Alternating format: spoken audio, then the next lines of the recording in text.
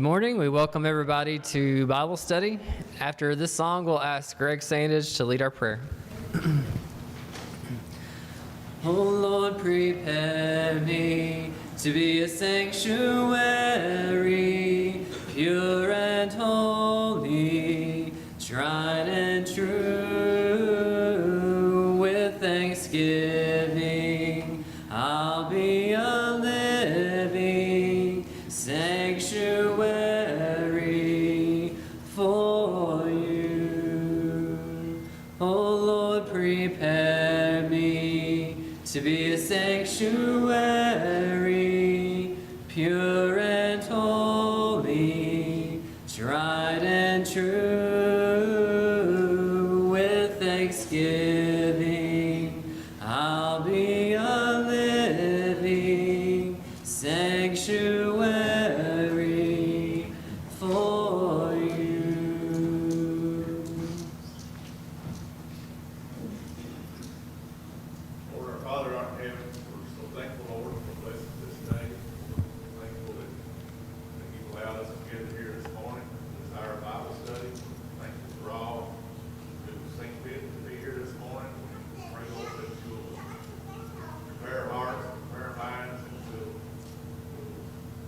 gather with each other during this hour, open the Bible, and study from your word. We're just thankful, Lord, for all those that have seen fit to be teachers this morning. We pray blessings on them, be with them as they go through classes, help them with their studies. We just pray, Lord, that much good might come from this hour of Bible study. Lord, we're asking blessings on this congregation, believers here at Mount Zion. We pray that you always be with us, help us to do the right things. We pray that our worship and everything we do here is pleasing to you. We pray that we'll always see the needs and reach out in this community, strive to bring others here, learn about your word, be saved, and be Christian. Father, we ask for blessings on all the sick for a number. We ask you to be with them, watch over them, pray, Lord, that they'll be back with us in the near future. Lord, just be with us through the remainder of this day, be with us during our worship hour, watch over us, give us one all short. It's our prayer in Christ's name. Amen. This time, classes may take their places.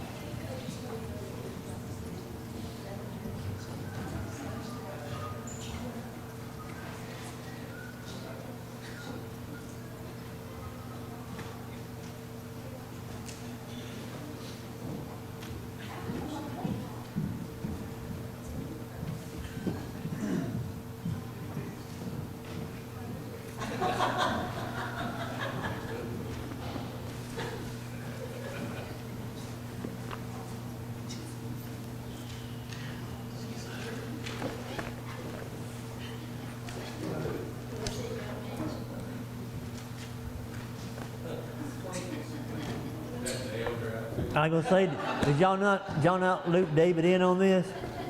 I don't know what's going on. I know. Well, they wore their and they left you out. They're blue and white. They're talking about shirts or matching. Yeah, Think alike. that's what it is. And y'all's do too. Your name ain't Greg. It must be a Greg thing. You're right. You got the checks, you should just put on blue and I white. guess.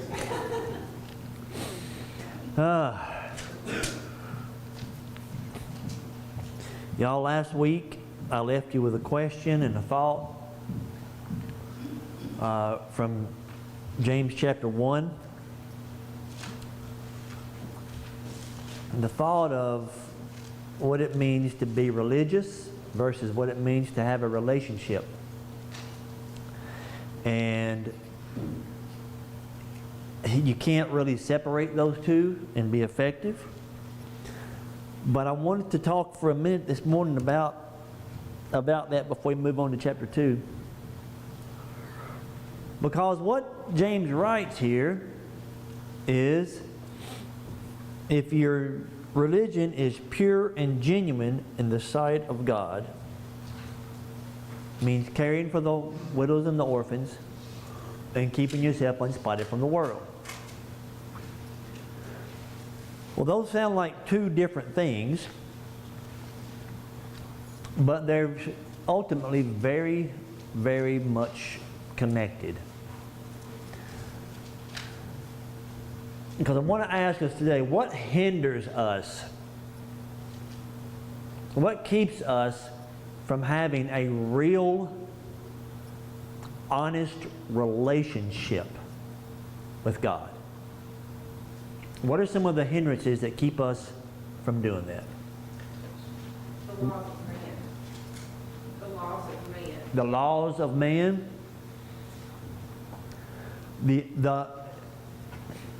Okay, let's broaden that out just a little bit.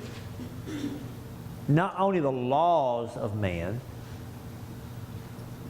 but if you look at it in the broad scale, it's everything that is not of God, including the laws of man, the traditions of man, the trends, the fads, the notions, the ideas, all those, anything not of God is a hindrance to us having a real relationship with God. Now you say, but what about, what about things that are good things, but are not necessarily of the flesh, but they're good things? Are they included in that? Like anything not of God? What are some things that are not of God? There's billions of them. Okay? What are some things that are perfectly fine? Like, I love my family to pieces. Can that be a hindrance in my relationship with God? Oh yeah. You know, I know people who have a very strong work ethic, and that's wonderful. That's a great quality to have. But can that be a hindrance in your relationship with God?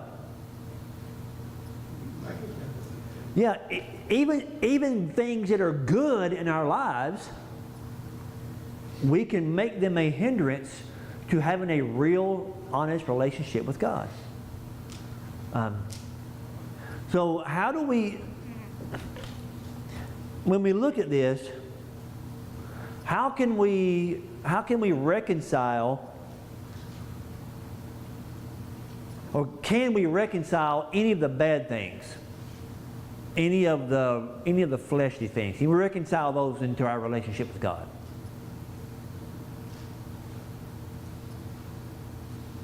No. Those don't fit in that relationship. So how then do we manage, how can we manage the good things and not let them become a hindrance? Not let them become part of the just religion part or something that keeps us from having a real relationship? I think it's all about the heart. That's where your love comes from, and we're supposed to love God above all. That's the greatest commandment. Love the Lord your God with all your heart, with all your soul, and with all your mind. If He has our heart, then we're going to have a true relationship with Him. Okay, so if y'all couldn't hear it, it's all about the heart. Jesus was asked the question, what's the greatest commandment? In Matthew 22, and his answer. Love the Lord your God with all your heart, your soul, your mind, your strength. It's like God comes first no matter what. And once we put that element of our lives in perspective, once that becomes our sole focus, then everything else we do in life either has to fall in line with that purpose or it has to go away. That is just the reality of it. If what we're doing doesn't support our focus and our goal, then what we're doing is keeping us from achieving that next step.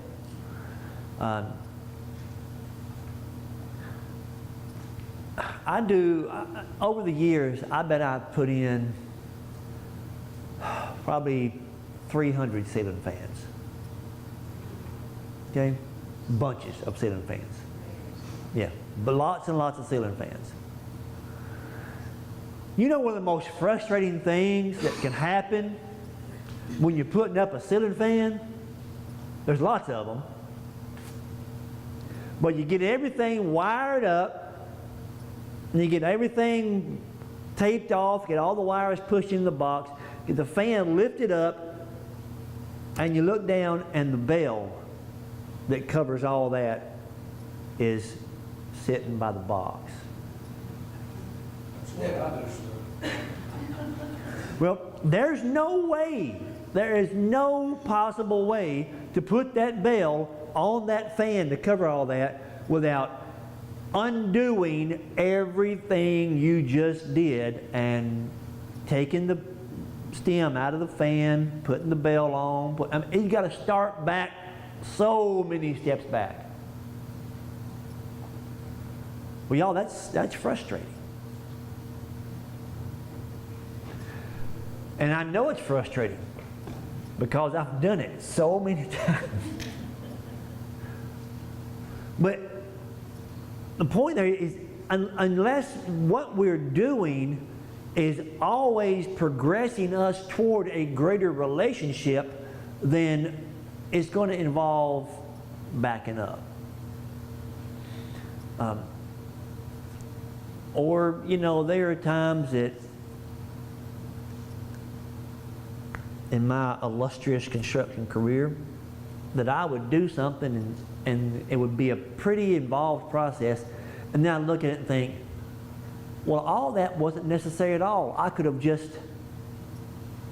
So all the time and the effort I just put forth wasn't taking me toward the goal. It was just not really the time and the effort I should have been putting forth. So as we're looking at this idea of religion versus relationship, and I got some wonderful insight on this morning, that our relationship, if it is proper and if it's working like it should, and if we have that focus and that goal like it should, if the relationship is right, then the religion part is going to fall in place to support that relationship. So, David, you and I, we have worn the Pharisees out. And I will wear them out. For as long as I'm breathing, they'll be a source for me of material of what not to do. And we've talked about the Pharisees. Our goal will be to help those who are in need. If we get our relationship with God right, then everything else that is involved in this life that we're living is going to be guided by and shaped by our goal for that relationship with the Father. And y'all, we can't... I'm going to try to say this in a way that makes perfect sense to y'all, because it makes perfect sense to me. I am not saying for one moment that Bible study is not important. It is of the ultimate importance. It's what we build everything on.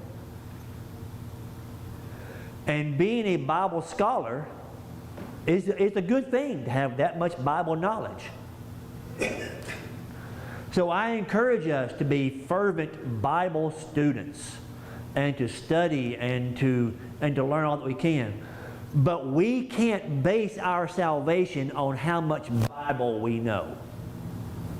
Okay, I'm just going to...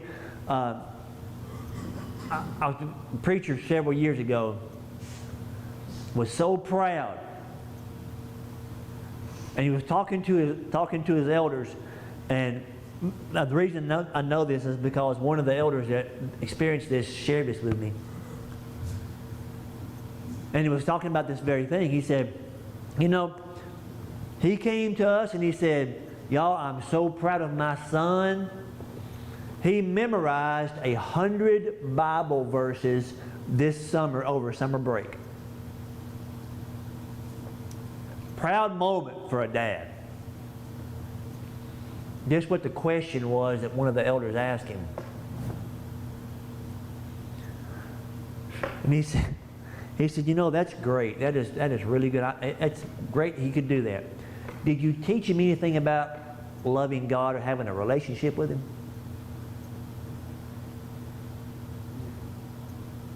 Y'all, Bible knowledge will not save us. Now, it's an important element of our relationship. Because let's face it, the closer we are to somebody, the better we know somebody, the more information that we share and we are able to sit down and build this relationship with it, the better off we're going to be. Bible knowledge will save us if we put it into practice. That's the key. That's the key. Bible knowledge can save us when it is practiced, when it is applied. So when you see these people on TV, and I know I mentioned it before, Dr. so-and-so, so-and-so with 15 initials behind his name, the dean of the theological college at whatever university.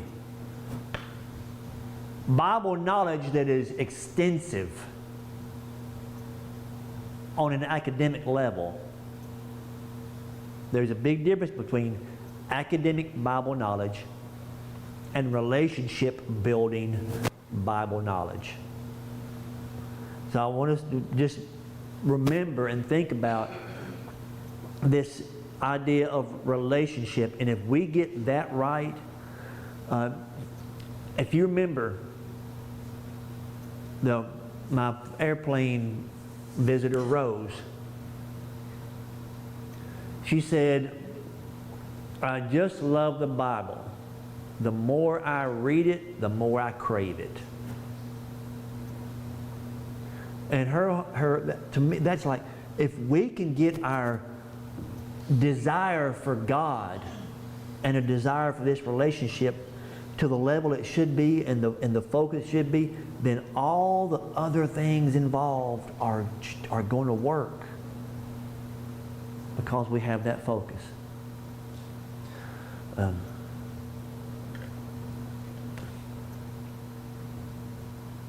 So memorizing the Bible would be a great academic achievement. And that's what it would be, a great academic achievement. Richard, let me tell you an incident that happened here at Mount Zion. It's been several years ago now. We having a gospel meeting, and the preacher that we had he was absolutely a good Bible student, no doubt about it. And he quoted more than anybody I ever saw. Well, I was in a gospel meeting myself someplace else, so I didn't get to be here. So one of our members, the next day or two, told me, he said, you really missed something. He said, me and my wife counted the number of verses that he had Did he quote it? that night. And I said, well, how many did he quote? And he said 99. I said, he quoted 99 verses? And he said, yeah. I said, do you remember any of them? And he said, no. And I said, well, what did he preach on? And he said, I don't remember. And I thought, well, you know, that's impressive that somebody can do that, but what good is it if people don't grasp it, if they don't get anything out of it, you know? So it kind of bothers me that happened. What I want us to get out of this, I don't want us to put so much faith in this. in this academic practice that we are involved in, because the academic practice, the purpose in this is not simply just to gain more Bible knowledge. The purpose in this is to gain more Bible knowledge that then creates a greater relationship with the Father. I mean, that's to gain the knowledge is wonderful, but apply the knowledge. Let that be just an element of what we're doing, not the goal, not just to know the knowledge, but then what are we going to do with that? Because for many of us, we've talked about over the years the difference between knowledge and wisdom. What's the difference between knowledge and wisdom? Knowledge is gaining the information, and then wisdom is how do we use that information? Yeah, how do we apply that? And I really hope that as we study together, that we realize, whether it's in our Sunday morning Bible class, whether it's in our Sunday morning service or Wednesday night, our ultimate purpose is to gain more Bible knowledge that then leads us to a greater relationship with God. Not just a better understanding of religion, but a greater relationship with God. And that's really what it boils down to. So when we are able... Well, I think this goes back to what Laura was saying. Like, there's a huge difference between knowledge and information. And so I think what you're talking about is like information. I can call the words in my mind. I can cover the material, cover the pages, but it's kind of like that quote 99 scriptures. Unless I committed myself to what I was doing, it was just calling words. And I couldn't go back and tell you anything that I just read. Especially if I get sleepy or something, I might read the same paragraph 12 times and still never understand it because But just calling the information. That's why I have such a hard time with Bible reading programs. You're supposed to read 2 or 3 chapters or whatever in a day, and then I can't do that, because if I find something that strikes my interest, then I've got to go down every rabbit hole in the world to find out all I can about it. But the ability to go ahead. In my life, I've never made wisest choices in anything. I get that. But if I had to sit around and worry about getting myself in with God, God came and got me. I mean, He grabbed me by the collar and I was gone, I can't worry about that. What I can do is pray every day to be led closer and closer to Him in the path to heaven, and pray that He gives me the grace of the blood to make it to Him and things. I cannot worry in my heart and mind whether I'm conducting it right, because I'm incapable. God, I think, will get us there. Well, you're about an hour ahead of where we're going to be. You're leading us into where we're going to be in about an hour, so, because that's the reality. We are chosen by, we talked about that last week, we are chosen by God. We are selected by God to be His children.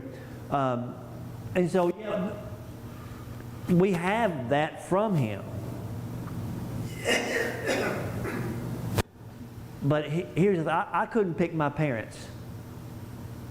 My parents, they made me and they had me, and they raised me. Now, so in that respect, it's like I belonged to them no matter what. Now, I could choose to accept that and nurture that and accept their guidance, their leadership, their nurturing, all that. Or I could rebel against that. That wouldn't change the fact that they were still my parents. So yes, you are correct that God in His grace and His mercy, especially grace, we don't talk about it a whole lot, but we talk about more lately than we have in the past several years. plays a big part of a bigger part of what our relationship is and what we do. However, we can't ignore the relationship and not desire it and it still be functioning like God wants it to be. So yes, I agree that it's absolutely something that God desires. However, it is not beyond our influence, and we still have an effect on it, how we respond and how we act. And we see examples all throughout Scripture. When we mentioned the rich young man last week did everything right. Everything was wonderful. Everything was good, except he couldn't fully commit because something was standing in the way. Agrippa said, boy, almost. And Paul says that Demas, who was one of my really good co-workers, gone back into the world. So, the closer we are to someone, the more in tune with them that we are. And in this particular case, God, the less chance we have, the less we are to walk away from that. And so I think it's important for us to really understand the depth of what this relationship